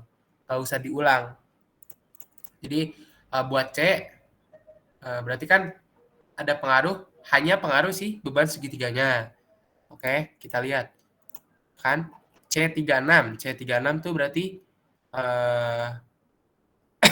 SFD yang di B, yang tadi kayak aku bilang, jadi perhitungan itu berlanjut, gak usah ngulang. SFD yang di B dikurang sama setengah kali C12, berarti di setengah dikali Q1, terus dikalikan dengan G11, 7. Itu sama aja kayak beban merata segitiga gitu. Ya kan? Jadi hasil SFT di B dikurang setengah kali Q1 dikali L-nya itu LBC berarti 7. Kayak gitu, oke? Itu kan setengah kali Q1 kali LBC itu adalah konversi dari beban merata segitiga menjadi beban terpusat, kayak gitu ya. Udah oke. Nah, sekarang yang C aksen. Tadi aku bilang kan C aksen baru ditambahin pengaruh si beban miring ini yang P2. Nah, nih C aksen. Nah, ingat ya teman-teman, buat kalau misalkan gaya vertikal itu pakainya sinus ya. Sinus. Kalau tadi yang buat horizontal baru pakainya cos. Gitu. Nah, hasil SFD di C tadi kan. Hasil SFD di C kan kita udah dapat tadi nih yang pengaruh cuman beban segitiga dikurangin beban segitiga. Nah, di situ baru C aksen hasil SFD di C dikurangin sama beban terpusat P2. Nah, tapi nggak bisa langsung kalian masukin beban terpusat P2 karena kan miring. Jadi harus kalian proyeksiin dulu. Jadi P2 sinus 120 kayak gitu. Ya kan? Coba kita lihat rumusnya. C37 itu apa? C37 berarti kan SFT di C. Terus dikurangin sama C13. C13 itu P2. Terus dikali sin radians G16. Jadi ini sama aja kayak dikali sin 120 derajat. Jadi untuk di C SFD-nya itu sampai C aksen berarti udah selesai nih sampai titik C. Oke, terus kita lanjut ke titik D. Nah, kita lihat lagi. Dari C ke D itu nggak ada beban vertikal. Jadi hasilnya itu masih sama kayak SFD di C aksen ya. Ingat teman-teman, C aksen. Jangan C doang, C aksen. Oh ya, sebelumnya jangan lupa buat teman-teman, kalau misalkan SFD buat beban merata segitiga itu melengkung ya teman-teman. Jangan dibuat linear kayak beban merata persegi. Kayak gitu. Nah, lanjut lagi. Tadi kita udah cari SFD di C aksen. Kita lanjut ke D karena nggak ada beban vertikal. Jadi hasilnya tuh sama dengan SFD di C aksen kayak gitu. Nah, setelah itu karena di D ini kan belum ada reaksi vertikal lagi ya kan? Bisa kita lanjut ke titik E. Nah, di titik E juga kalian harus pecah jadi 2. Kalian harus pecah jadi 2, jadi E sama E aksen. Kenapa kayak gitu? Karena yang E ini cuman akibat beban persegi dari D ke E. Nah, baru ya E aksen ditambahin pengaruh sama si P3 ini kayak gitu. Coba kita lihat rumusnya lagi. Buat yang SFD di E. Nih, SFD di E. C36. Nah, berarti C39. C39 itu kan berarti SFD di D, SFD di sini, ya kan? Terus dikurangin sama Q2 dikali LDE. LDE kan ini di sini 3 ya, aku input ya. Jadi sama aja kayak SFD di D, SFD D dikurangin beban merata Q2 kayak gitu. Kan Q2 kali 3 ini LDE itu sama aja konversi dari beban merata persegi jadi beban terpusat kayak gitu. Nah, baru yang di aksen kalian tambahkan pengaruh dari si P3-nya kayak gitu, ya kan? Ini kan SFD di E nih, SFD di E. SFD di E, terus kalian tambahkan pengaruh si P3. Jadi dikurang 22 karena ke bawah ya. Udah ngerti kan? Kalau misalkan buat arahnya kayak gitu. Terus buat ke G, nah buat ke G karena dari E ke F gitu. E ke F dan ke G itu kan beban merata vertikalnya yang persegi gak ada tambahan gaya apa-apa lagi kan di sini. Jadi kalian bisa langsung cari di G-nya kayak gitu. Gak usah cari di F-nya karena ya bakal sama aja hasilnya kayak gitu. Nah, tapi di G juga harus diingat-ingat kalian jadiin dua lagi, G sama G aksen. G itu yang mana? G itu berarti yang ini akibat beban vertikal dari E ke G, terus buat yang G aksen, baru itu ditambahkan pengaruh dari RVG, kayak gitu. Coba kita lihat lagi rumusnya buat yang di G. Nah, kita lihat ya. Buat yang di G, C41 berarti SFD di E aksen. E aksen ya, E aksen ingat udah ditambahin sama pengaruh si P3. Terus dikurang C17. C17 itu apa? Q3. Oke. C17 Q3.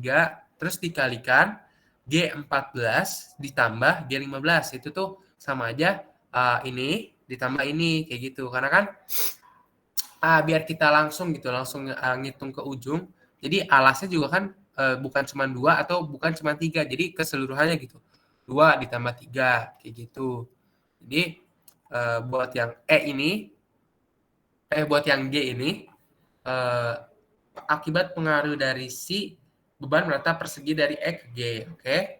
Nah, baru yang di G aksen itu hasil pada SFDG ditambahkan dengan hasil RVG kayak gitu. Ya kan? Kan hasil C42 hasil SFDG terus ditambahkan reaksi perletakan di G atau RVG. Nah, kalau kalian benar resepnya pasti ntar hasil di G aksen ini sama dengan 0. Oke? Buat shear force diagram mungkin kayak gitu aja. Ada yang mau ditanyain nggak ya?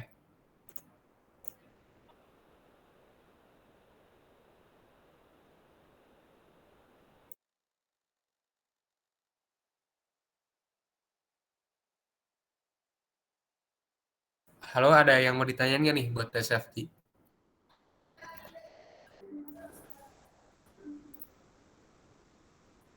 Kalau dari saya belum, Mas. Oke, mungkin udah pada paham ya buat yang SFT. Kalau gitu buat mempersingkat waktu, silakan buat Mas Alif menjelaskan yang diagram momen lentur kayak gitu. Saya serahkan kepada Mas Alif. Oke. Tes suaranya masuk nggak? Ini tes suaranya masuk nggak? Masuk, Lip, masuk. Oke. Masuk, Mas. Oke. Udah aku coba jelasin langsung aja ya buat mempersingkat waktu, soalnya udah mau maghrib gitu. Aku coba jelasin buat yang BMD-nya.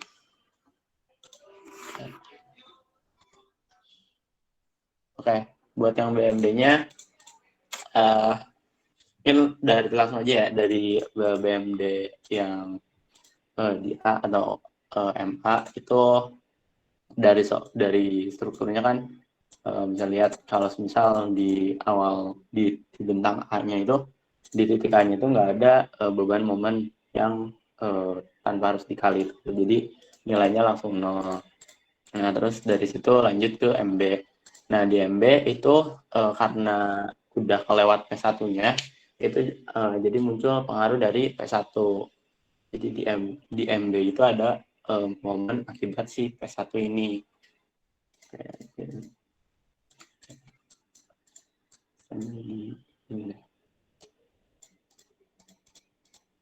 Jadi buat di MB ini terusnya nanti jadi kan si P1-nya kan ntar di acuannya ke B. Nah jadi nanti mutarnya tuh berlawanan jam. Jadi rumusnya P1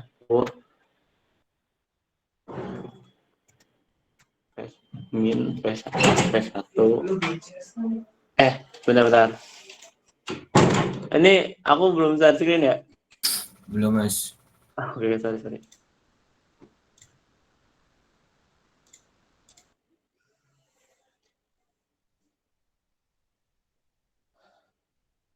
Oke, masuk belum?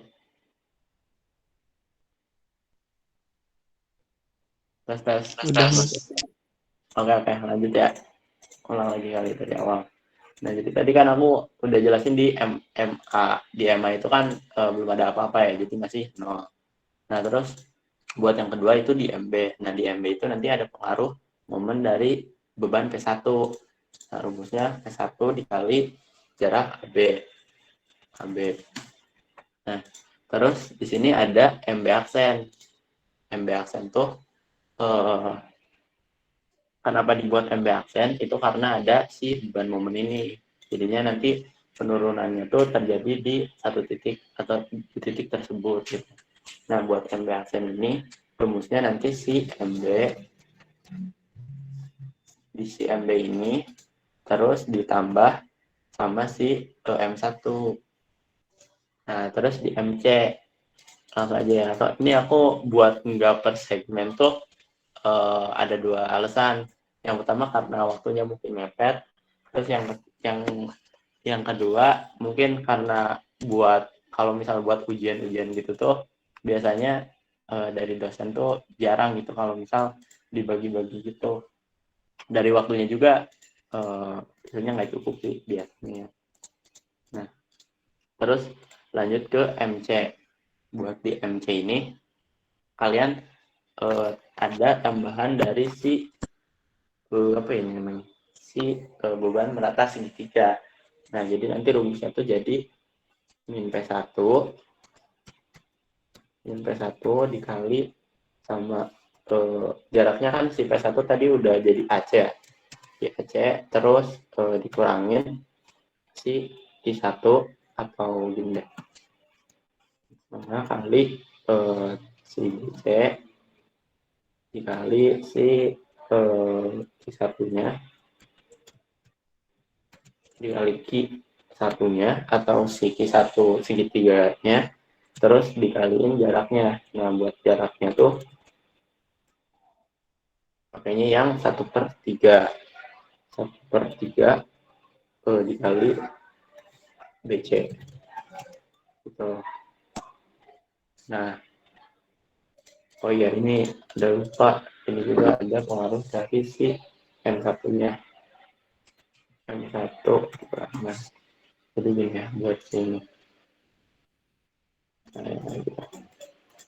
Nah, terus buat di MD, lanjut ya, buat di MD itu nanti rumusnya berubah lagi, jadi ini yang OP-nya. Oke. AC-nya jadi si P1 kan tadi asalnya dikalinya sama AC ya. Soalnya tadi di C. Nah, sekarang di MD itu ini jadi AD. Terus ini tetap dikurangi 1. Terus dikurangi 0,5 BC. Q1 itu yang segitiga. Nah, ini asalnya 1/3 BC. Itu ditambah CD. karena kan sepertiga BC itu dari titik berat beban rata segitiga ke titik C. Nah, sedangkan titik acuan kita sekarang itu di titik D, makanya harus ditambah CD. Nah, terus karena sekarang P2-nya itu udah ada lengan gayanya, maka udah masuk P2 dikali sin alfa, sin 120 berarti.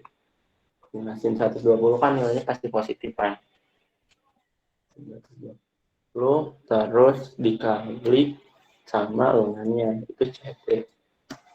Nah, ini buat di si MD. Nah, sekarang buat di si ME. Buat di ME ini nanti si P1-nya ini bakal nambah lagi buat lengan gayanya jadi si AK. Terus dikurangi M1 sama dikurangi 0,5 BC dikali Q1 kali lengan gayanya 1/3 BC tambah kan yang awalnya CD. Jadi sekarang CE. Terus min P2 yang akibat P2 ini si lengan gaya itu nanti jadi CE juga. Nah, terus karena sekarang udah di titik E kan, jadi ME itu ada pengaruh dari si momen dari beban merata yang DE ini. Jadinya itu kan Q2 ya. Nah, itu Q2 dikali si DE-nya dikali lengan DE-nya itu setengahnya DE ini. Nah, buat di ME itu rumusnya jadi kayak gini. Terus di MF, sekarang di MF. Nah, buat di MF, buat yang kan di MF ini ada pengaruh dari beban momennya ya, momen di tempat tersebut.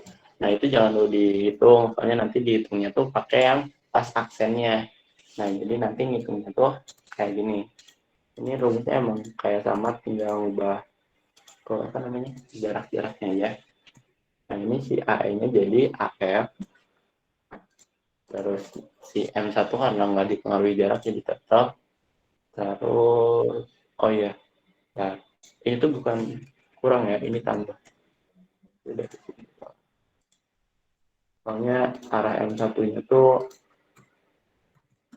arah garis jam. Kayak gini, M1 dikurangi 0,5 BC Q1 itu yang beban segitiganya, beban mata segitiga dikali 1/3 BC tambah CE. Nah, CE-nya diganti berarti karena si segitiganya sekarang kan jaraknya ke F kan, makanya di sininya ditambahnya jadi CF. Terus dikurangi P2 sin 120 dikali lengan gayanya CF juga. Dikurangi Q2 si beban yang mata persegi ini yang DE itu dikali DE dikali apa ya panjang bebannya. Terus buat lengan gayanya itu berarti tinggal ditambah kan ini setengah DE itu sampai ke titik E kan. Nah, ditambah EF. Tuh. Terus ada tambahan lagi dari si momen akibat P3 ini. Karena udah di titik F kan, yaitu P3 dikali dengan ini dikurangi ya, soalnya momennya kan jadi negatif kan. P3 dikurangi juga P3 dikali lengan gayanya kan EF. Terus ada lagi selain itu dari si beban merata yang Q3 ini, tapi hanya sebagian, hanya dari E sampai F doang. Makanya dikali Q3 dikurangi Q3 kali panjang bentang yang masih terhitung itu kan EF ya, dikali EF dikali lengan gayanya tuh setengah kali EF gitu. Nah, terus habis ini udah buat rumus yang MF ini. Nah, di sini kan ada tadi kan ada momen di titik F ini, beban momennya. Makanya si yang tadi di sini atau si MF ini buat nyari MF aksen tuh MF ini dikurangi si momen ini, momen si di titik F atau momen berapa ya? Momen 2 ya. Nah, momen 2. Nah, terus buat di MG ini. Di MG ini kan udah masuk ujung ya. Jadi kalau di MG udah semuanya dapat. Nah, ini kalau misal ini kalian tinggal sama aja sih. Kan kayak gini. Nah, ini berarti si P1 ini si ruangan gayanya itu jadinya AG. Terus ditambah M1 masih tetap. Terus dikurangi 0,5 kali BC dikali I1 buat si beban segitiganya, terus 1/3 BC ini kan buat nyari dari titik berat ke sisi si bebannya.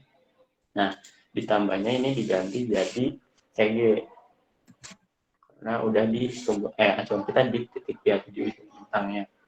Nah, terus P2 dikurangi P2 sin 120 dikali ruangannya. Kalau kan CV ini jadi CG. Ini juga ininya tetap DE kan, soalnya si panjang beban meratanya tuh hanya sampai DE doang buat yang kedua. Dikali setengah kali DE itu jarak titik beratnya ke titik E-nya. Terus ditambah sisanya jadi ininya diganti sama EG. Terus dikurangi P3 ini lengan gayanya berarti sekarang jadi EG dikurangi 3. Nah, buat yang terakhir ini kan tadi kita masih di sini ya. Nah, kita bisa ngulang lagi dari sini aja. Jadi kita memperhitungkannya sekalian aja semuanya. Jadinya Q3 dikali ininya diganti ke EG, terus setengah ini juga. Nah, tapi kita punya beban si momen ini jangan lupa dimasukin juga minus di M2 ini. Nah, jadi nanti rumusnya buat di MG ini kayak gini ya. Nah, terus ini tuh nanti nilainya tuh bakal kalau misalnya dihitung, ini kan hasil hitungannya. Nah, nilainya tuh bakal sama kayak atau harus sama kayak si momen, kan ini jepit ya. Kalau jepit kan ada di reaksi perletakannya ada nyari momen juga, momen di tumpuannya. Nah, nilainya tuh harus sama dengan kayak momen yang kalian cari. Karena kan momen di tumpuan jepit itu nanti digunain tuh buat nahan si ini. Gitu. Makanya nanti di si MG aksen ini pengaruh dari momennya atau jadi kayak gini. Berarti MG aksen tuh nanti MG terus MG ditambah sama si momennya, momen apa ya, ini tuh MG ini namanya apa ya,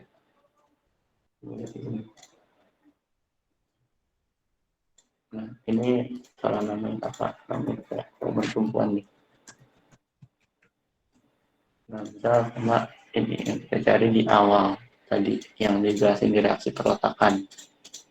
Di sini MG ditambah M tumpuan. Nah, tuh. Udah deh, nanti dapat 0. Kalau semisal di gambar tuh nanti jadinya kayak gini. Nah, buat si MA itu kan 0. Nah, buat di MB itu tuh karena ada pengaruhnya dari beban terpusat, jadi nanti perubahan atau gambar bending momennya itu lurus doang, lurus. Nah, terus misal ini buat nilainya anggaplah ini sama ya, jadi di sini 200.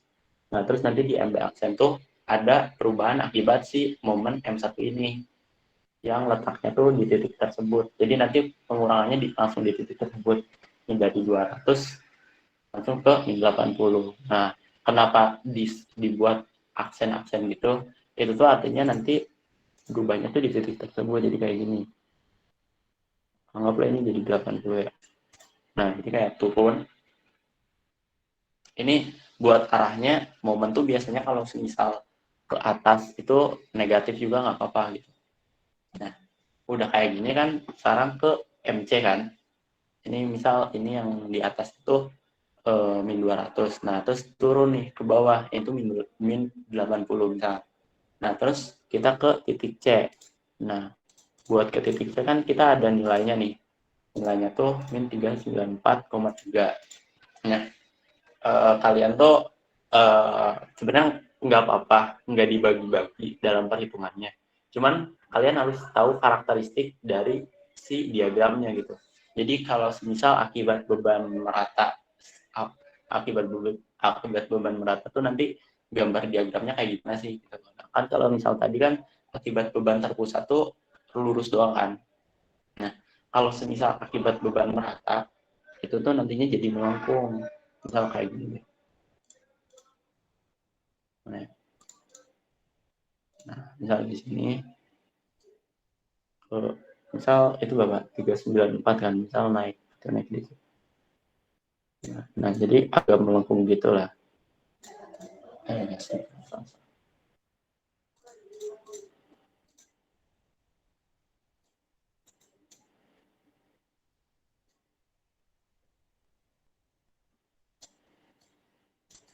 Nah, misal kayak gitulah.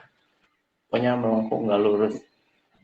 Nah, terus jadi di MC itu nanti gambar diagramnya tuh melengkung, jangan lurus. Kalau misal kalian mau cari per titik-titik kan nanti kalian punyanya data per titik doang kan. Otomatis kalian nggak tahu tuh dari B ke C tuh melengkung apa lurus. Kalian harus paham dari si jenis bebannya. Terus habis itu di MD, ini kan udah MC kan. Nah, di MD tuh ke min 670.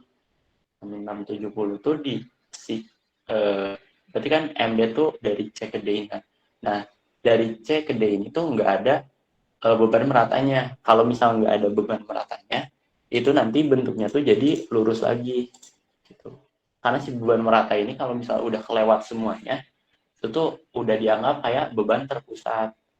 Tuh, jadi misal 670 berarti anggaplah di sini. Anggaplah di sini 670. Nah, jadi sepanjang CD ini tuh lurus garisnya. Tuh. Nah, terus udah di MD, itu di ME. Nah, di ME ini berarti kan ada tambahan dari si DE ini. Dan DE ini tuh beban merata. Jadi nanti nilainya tuh pasti melengkung lagi. Misal berapa? Jadi 9. Misal ini deh, segini. Melengkung. Misalkan. Nah, anggaplah gitu. Nah, jadi buat ke ME itu kayak gitu. Nah, terus berarti kan ini kan sisanya sampai G itu ada beban meratanya. Itu makanya nanti si bentuk diagram itu bakal melengkung semua gitu. Misal dari E ke F ini melengkung juga. Meskipun ada di situ ada P3 kan. Tapi karena ada pengaruh juga dari si beban merata yang Q3, itu bakal tetap ada melengkungnya. Gitu. Jadi nggak lurus sempurna. Anggaplah ya, melengkung gitulah. Ini kan kelihatan melengkung. Nah, gitulah melengkung. Nah, terus karena di titik F ini ada momen dari F ini. Ada momen dari si F ini. Jadinya nanti dan nilai momennya tuh kan ini tuh negatif kan, momen negatif. Makanya nanti di MF aksen ini atau di titik F ini ada perubahan momen secara signifikan di titik tersebut gara-gara si M2 ini. Nah, karena tadi kan di yang M1 tuh kenapa ini turun? Karena itu anggaplah ke atasnya tuh negatif. Jadi karena ditambah momennya tuh momen positif makanya turun. Nah, sedangkan di titik F ini ditambah momennya tuh negatif, makanya nanti di titik F ini tuh naik sebesar momennya berapa gitu M2 gitu. Ini naik itu kayak gini. Baru nanti di titik D di MF aks itu kan misal di sini berarti kan yang di bawah sini ini kan ada dua berarti kan ada di bawah sama di atasnya. Nah di bawah tuh MF-nya, yang di atas tuh nilai MF aksennya. Nah sebenarnya gitu yang ngebedain kalau misal ada aksen atau nggak ada aksennya gitu. Nah terus sekarang di MG tuh minus 1857,88. Berarti kan karena di sini beban merata jadi masih melengkung kan. Nah, jadi ini masih melengkung. Misal kayak gini lah. Agak Nah, misalnya kayak gini. Nah, ini tuh nilai si MG-nya di sini tuh. Nah, kita ketahui kan kalau semisal bending moment tuh nanti di akhirnya harus 0. Sedangkan kalau misal kalian nyari sampai MG doang, MG kan di atas, sedangkan 0-nya di bawah. Nah, makanya di MG itu kan ada tumpuannya kan jepit. Nah, sedangkan jepit itu menahan buat momennya. Makanya di tumpuan jepit itu ada momen yang harus dicari, ada momen yang ditahan. Makanya di sini di MG aksen itu ada pengaruh dari momen si tumpuan ini. Dan momen tumpuan itulah yang nanti ngebuat si ini jadi 0. Maksudnya jadi 0 tuh jadi ke bawah. Nah, gini. Jadi yang di atas ini tuh MG-nya. Nah, yang di bawah itu tuh MG aksennya. Nah, jadilah nanti bentuk diagramnya tuh kayak gini. Terus habis ini nanti kalian arsir. Kalian tinggal arsir. Ya, kalian kasih tanda negatif. Terus arsir deh. Udah deh buat dia bending moment diagramnya kayak gitu. Nah, mungkin yang mau ditanyain buat bending moment diagramnya.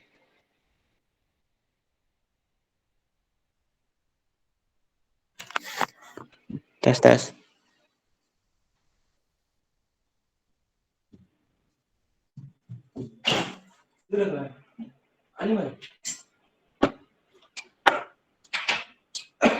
Gimana?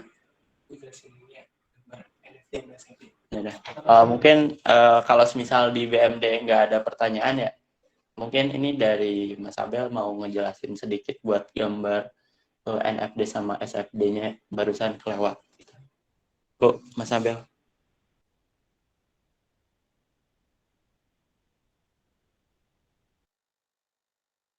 Oke. Mungkin dari aku bakal ngejelasin gambar buat NFD dan SFD ya. Sebentar, dicari dulu file-nya.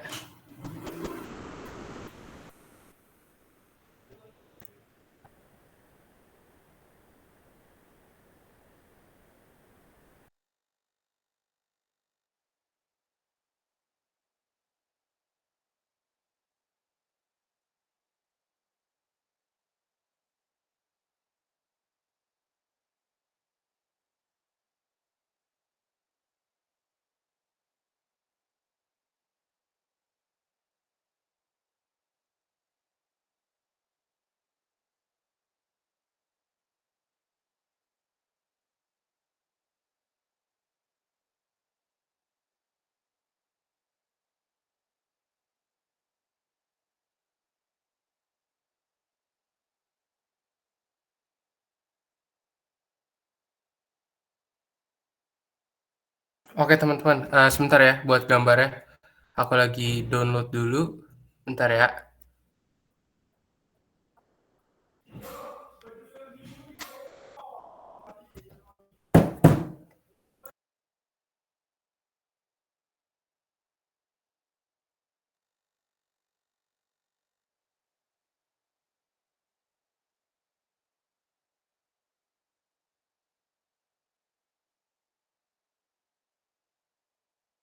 Oke, mungkin aku share screen ya.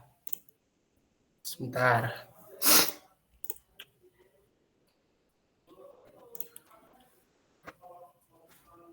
Oke. Buat ini yang pertama itu berarti NFD dulu ya. Nih, buat NFD. Nah, tadi kan kita udah dapat ya buat normal force diagram itu 21,5 kan. 21,5 karena tadi kan ini sudutnya 120 kan. Nah, 120 itu ke kanan gitu ya. Ke kanan terus jadi mulai sisir force itu berarti kan di titik yang C ini kan karena dia bakal terproyeksikan ke kanan gitu ya kan. Nah, jadi ada 21,5 di sini. Terus dia bakal di counter lagi sama si tumpuan yang jepit ini kayak gitu ya kan. Dia bakal arahnya ke kiri. Nah, kondisi seperti ini kan berarti kan dia ke kanan kan dari yang si P2 ini. P2 ini dia ke kanan. Terus yang si dari tumpuan jepit ini bakal nge-counter ke kiri. Jadi ini tuh kondisinya kondisi tekan kayak gitu. Kondisi tekan. Terus selanjutnya mungkin aku lanjut buat yang gambar SFD-nya. Buat yang gambar SFD-nya itu berarti tadi sesuai perhitungan kayak yang tadi kita kerjain. Nah, yang di titik A nih, yang pertama kan 0 ya. 0. Terus gara-gara si P1 dia jadi ke bawah gitu, negatif 40. Nah, terus di B, dari A ke B kan nggak ada gaya vertikal apa-apa ya. Jadi bisa kita lanjut. Sama nilainya tuh, 40 juga kan. Negatif 40. Terus di C, tadi yang aku bilang, kenapa kalian harus cari dua kondisi? Karena tadi kan di C yang pertama, terus yang C yang kedua itu yang C aksen. Kenapa kalian harus cari dua? Ya karena ini nilai di sini tuh ada dua kayak gitu. Jadi gak boleh kalian langsung dua-duanya gitu akibat beban merata segitiga terus beban terpusat P2 gitu. Jadi kan kalau misalkan kalian langsung gabungin kan langsung turun ke 91,939 ini kan. Nah, itu gak boleh. Jadi kalian harus satu-satu kayak gitu. Nah, tadi kita cek tadi yang pertama kan yang di C yang akibat cuman gara-gara segitiga, ya kan? Segitiga 50 ini negatif 54,7 terus baru akibat beban terpusat yang ini yang P2 turun dia jadi 91,939 kayak gitu. Nah, tadi aku udah ingetin juga kalau SFD buat beban merata segitiga itu melengkung ya. Nih, bisa kalian lihat di sini kan melengkung nih. Ya kan? Terus habis itu kita lihat dari kan tadi kita udah sampai 91,939 ya. Berarti udah sampai yang C aksen ini, C aksen kan. Terus kita lanjut ke D. Karena dari C aksen ke D ini nggak ada beban vertikal, jadi lanjut nilainya tuh sama, 91,939. Terus habis itu dari D ke E. Ingat dari D ke E itu ada beban merata persegi. Beban merata persegi itu apa namanya? Beban merata persegi ini yang di E ini kan nanti kalian ada E sama E aksen kan. Terus buat yang di E ini yang di yang pertama itu gara-gara beban persegi doang, ya kan? Nih, gara-gara beban persegi doang. Jadi hasilnya itu min 100,939 nih. Bisa lihat di sini. Terus buat yang E aksennya baru ditambahin sama P3. Kayak gitu. Berapa P3 nih? Nih, 122,939 sama ya hasilnya. Terus habis itu kita lanjut lagi ke ini. Sebenarnya 131,539 ini di yang momen sini, tapi nggak usah kalian cari karena apa ya? Karena nggak terlalu penting juga gitu buat yang SFD. Kecuali kalau dia melewati garis nol kayak gitu, karena di situ bakal terjadi momen maksimum. Karena ini kan nggak ngelewatin garis nol ya. Jadi langsung aja kalian cari yang di G-nya kayak gitu. Nah, yang di G-nya itu berarti yang pertama, G yang pertama akibat beban merata dari E ke G kan. Dari E ke G itu negatif 144,439. Nah, baru yang di G aksen itu ditambahkan dari nih si RVG 144,439. Jadi dia kembali lagi ke 0 kayak gitu. Mungkin segitu aja buat tambahannya. Apakah ada yang mau ditanyain lagi?